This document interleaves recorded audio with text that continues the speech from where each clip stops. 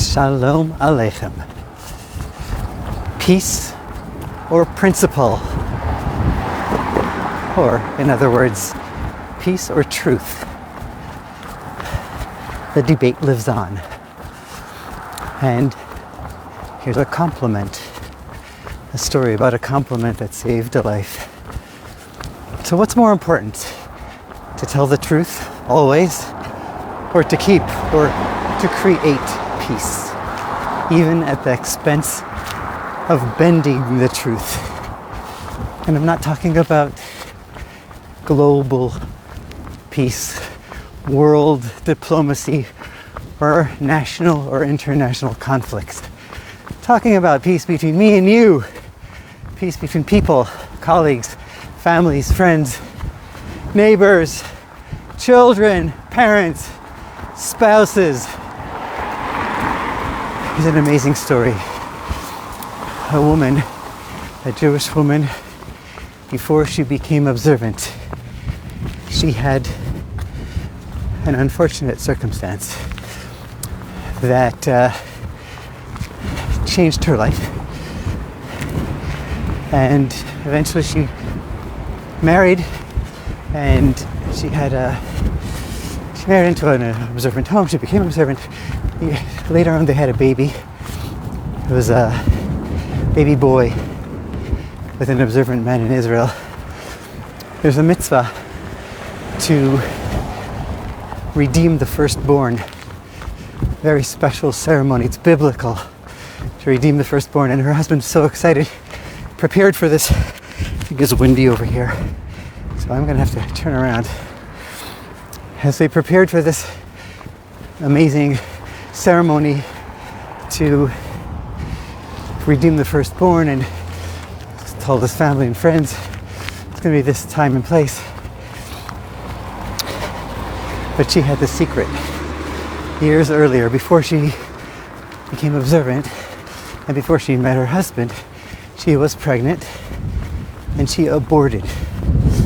And that changes the rules, because only a baby that is a firstborn actually has that mitzvah, has that observance to redeem the firstborn. And aside from all else, she was concerned about telling her husband with this, so she came with this agonizing question to the chief rabbi of Israel, Chief Sephardic Rabbi Ovadia Yosef. And she asked, does she need to tell her husband, which would cancel the mitzvah of redeeming the firstborn, of course, but would also save him from doing this mitzvah and reciting multiple blessings with God's name in vain. That's one of the things we're very, very careful about in Judaism, not to mention God's name in vain. So what should she do? Should she tell her husband and also potentially put her marriage on the rocks because this is something he never heard about, that she was with somebody else prior, etc.? Or should she keep the peace? So what's more important? Chief Sephardic Rabbi of Israel, Rabbi Ovadia Yosef, told her, I'll tell you soon. Stay till the end and we'll find out. Another question. When Moshe, the greatest leader of all time, passed away, it says that Bnei Israel, the Jewish people, mourned for Moshe for 30 days. And Bnei Israel, it says Bnei Israel referred, biblically, it says Moshe, got cut off, so I'll say this again. It says when Moshe passed away, the Jewish people mourned him. It says Bnei Israel mourned him for 30 days. They cried for him, obviously. But it says Bnei Israel. Bnei Israel biblically only refers to the men. When Aharon passed away, his brother, Aharon, it says that the entire Jewish people mourned for him. Kol Beit Yisrael. The whole Jewish people. Why did Moshe get less of a mourning period than his brother Aharon? And also regarding the end, regarding Moshe's mourning period, it says Vayitamu Yimei B'chei Evel Moshe. And after 30 days, the mourning period was over. But after Aharon, his brother's passing, there's no end. It doesn't say anything about an end. They kept on mourning forever. Also, the date of the passing, tomorrow, is Zion Adar, is the 7th of Adar, the date of the passing of Moshe. But it doesn't say anything about that in the Torah. It doesn't say his date. Not for him, nor for anyone else, aside for Moshe. Aside for Aharon. The only one the Torah mentions whose name, the date of passing, is Aharon. And that is Rosh Chodesh Av, the first day of the 5th month of Av on the Jewish calendar. So, what made Aharon so different and so beloved that his mourning lasted forever, and the Torah mentions it even more than his brother Moshe? Aharon, aside from being the high priest, he was a man of kindness. Aharon was a peacemaker and a healer and a relationship healer. That's what his claim to fame was, aside from fathering all the Kohanim, all the priests in the Jewish tradition. Aharon would see a conflict in people, with two people, whether it was in business partners, friends, spouses, husbands and wives, children, and he wouldn't wait for them to make up. He took action. Aharon visited each of them separately and said, your friend or your spouse really wants to make up with you, but is embarrassed to come forward. And he'd make up lies. It wasn't 100% true, but it created truth. Aharon helped relationships.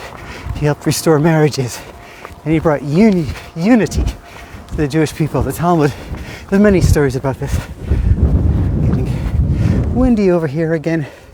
The Gemara, the Talmud tells that when two people were fighting, he would go separately to them. And it doesn't say that he would lie outrightly, but he would tweak the truth. And he'd say he wants to make peace. Because the truth, deep down, it is the truth. Because everybody really does want truth. So Aharon created that kind of truth. The Rambam in Maimonides says that even everybody craves recognition and honor and respect, sometimes even more than food. And he brings a verse in the Torah that talks about when the teeth are white from milk. And the play on word is the teeth. When you make someone smile, it's even better than giving them milk, giving them food or drink. Another medrash says that Aharon would go to the youth, kids that he would see going off the trodden path, and he would shake their hand and embrace them. And that person was so humbled and in awe that they couldn't do anything wrong after that. He said, wow, Aharon recognizes me, he loves me, cares about me, I can't do anything. The craziest story that you just heard from Rabbi Ashkenazi, thank you. But this guy in London, he was doing some business in London, and he came out of a hotel with about $200,000 in a black bag, goes to his car, and there's three thugs standing there waiting for him. Say, hey, give me your bag. And the leader of the pack comes forward to take his bag, and then he says, this Jacob, his name was Yaakov, says, tell me, what do you need this money for? So he says, I need it to drink, and I need it for drugs. Now give it to me. The man says, how much does it cost? Yaakov, with his life flashing before his eyes, says, how much does it cost? What do you need for today? He says, today's gig is going to cost me $100. Whatever, I'm just throwing a number there. So he takes out of his pocket double, gives him double, 100, 200. The guy takes the money, whispers something to his friends, and they disappear. Saves his life, he saved the day. But then, the next day the man is back. at his hotel, and he sees him. He was going to run. He says, "Don't run away." Comes back and he hands him $100. The thug hands Jacob the $100. He said, "What are you doing?" He says, "I spent what I needed. Here's your money back. You gave me extra." What happened? He said, "I'm 27 years old. Never in my life was I complimented." I forgot that part. I missed the main part of the story. That Jacob said to this leader of the pack, he said, "You look like a decent human being. You look like a mensch. You don't need to do this. You don't need to live like this." Oh, sorry. Keeps on going out of service, and I'm trying to stay out of the wind. It's a little hard today. But anyway, so I missed a piece of the story where Jacob said to this man, he says, "Why are you doing this?" He says, "Why are you stealing like this?" And he said, "I need the money," and he gave him the money. This keeps on turning off. Sorry about that. I'll get back to the story over here. So I think I'm just going to stand in one place where there's reception. So long story short, the man, Jacob over here, said to his thug, his would-be thief, he said, "Why are you doing this?" And he said, "I need money for drugs and for drink." And he said, "How much do you need?" So he gave him, he said, "I need $10 to $100. And he said, "You know, you don't look like a thug." He says, "You look like a bright man, a good person that could do better in life. You don't need to do it like this. You don't need to live this kind of life." And he gave him this money. And so this man whispered something to his friends, and he took the money, and he gave him double the money that he needed. Then he took the money and he ran off. The next day he comes back, and Jacob was afraid again, so he says, "Don't worry, I'm giving you your change." He says, "What do you mean you're giving me change?" He says, "You gave me 200, I needed only 100. He says, "Why are you giving it back?" He says, "Because nobody in my life ever complimented me. In my whole life, they always told me I'm a failure. But for a moment, you made me feel like a human being. So I told my friends to leave you alone." This is the one compliment that saved Jacob's money and possibly his life, and also changed another life, possibly forever, by talking to somebody about who he can become instead of who he is right now. That's the case with strangers. How about in our own home?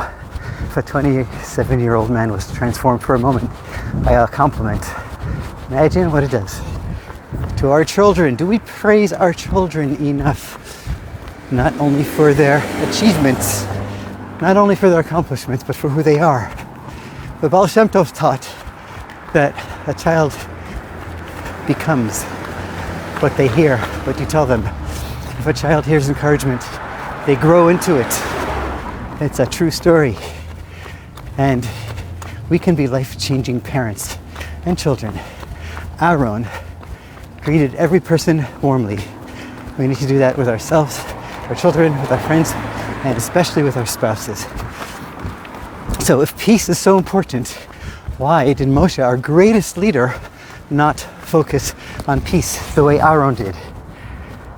Moshe was the greatest man who ever lived. Aside from everything else, he was willing to sacrifice his place in the Torah for the Jewish people. When, after the sin of the golden calf, which happens in next week's Torah portion, God threatened to start over with Moshe and erase the Jewish people. What did Moshe do? Not only did he stand up for God, not only did he stand up for the Jewish people, but he said, "God Almighty, if you touch my boys, my children, the Jewish people, erase me from your book. Erase me from the book which you wrote." And that is the connection, this running commentary's connection with the story in this week's Torah portion. Because in this week's Torah portion, Tetzaveh is the only book where Moshe's name is not mentioned. Because Moshe said, erase me from your book, and those words have power, even though he said it on condition. But words mean things. And that's why his name is not mentioned. And since he was born until the end of the first 4 books, Moshe's name is there in every Torah portion, maybe 20 times. Not once in this one, because it had to be erased, because Moshe said the words. But going back to the question, why didn't Moshe focus on peace the way Aharon did? And the Rebbe explains because he operated on a different attribute. Moshe was all about truth. Moshe emes, Torah also emes. Moshe is true, the Torah is true. Moshe stood before God on Mount Sinai, give the people what they needed. He needed truth from the beginning, the middle, and the end, never wavering. Aharon was also a holy man, but he was out there in the streets with the people, resolving disputes, mending marriages, and bringing peace to the world. Truth is essential, but peace is what people remember. And that's why they mourned Aharon more than they did Moshe. The Torah has a few other examples of where the truth is bent. God himself tweaked the truth to keep peace between Abraham and Sarah. Look it up there. Tamar was ready to risk her life. She actually risked her life to save Yehuda from public shame. And that's our Chabad of Cleveland right there.